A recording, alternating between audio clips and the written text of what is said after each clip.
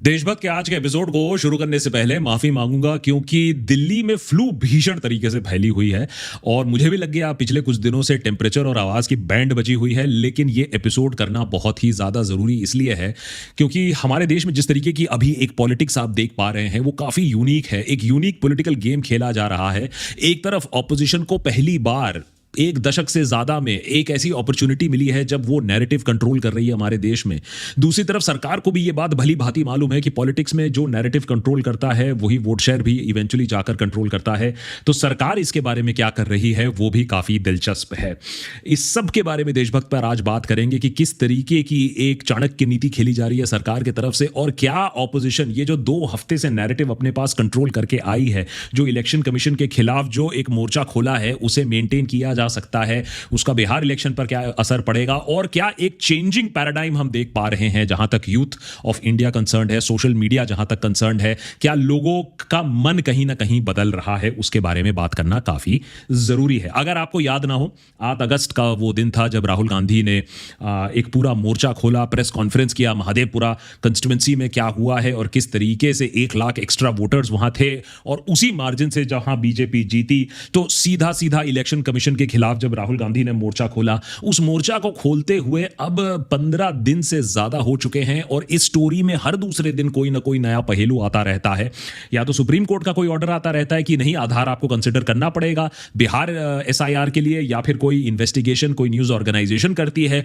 जो बताती है कि देश के दूसरे छोर में भी इस तरीके की धांधली हुई है, मल्टीपल वोटर रजिस्ट्रेशंस हुए हैं, जिससे इलेक्शन कमीशन को काफी रेप्यूटेशनल डैमेज सफर करना पड़ा है। इलेक्शन कमीशन ने फिर आकर अपना प्रेस कॉन्फ्रेंस किया, अपने बचाव में अग्रसर होकर राहुल गांधी पर अटैक करने की कोशिश की। उस पर पिछला एपिसोड था हमारा पार्ट 3 वाला एपिसोड, वो देख लीजिएगा कि किस तरीके से वो बैकफायर कर गया इलेक्शन कमीशन के ऊपर। और अब पार्ट 4 में ये बात करना जरूरी है कि सरकार ने अब कैसे एक्शन पर आ गई है इस पूरे नैरेटिव को रिकंट्रोल करने के लिए और जो ऑपोजिशन इतना ओढ़ रही है उसे ग्राउंड पर वापस लाने के लिए।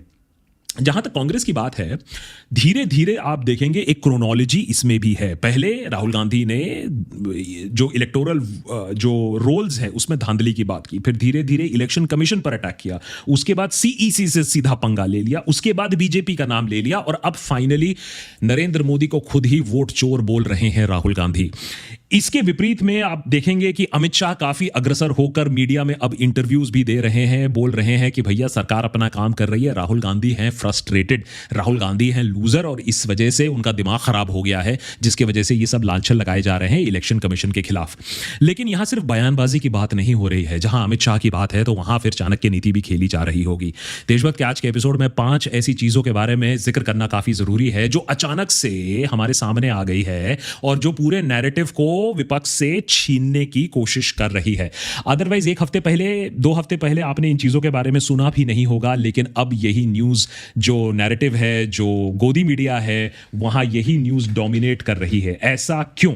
ऐसा इसलिए भी हमारा मानना है कि सरकार भी ये चाहती है, एक फिलॉसफी चाहती है जहां वो डिस्ट्रैक्ट करेगी, फिर डिस्टॉर्ट करेगी, फिर डिवाइड करेगी और उसके बाद फाइनली डिसॉल्व करेगी जो मुद्दा है, जो इशू है। तो ये डिस्ट्रैक्ट, डिसॉल्व, डिवाइड,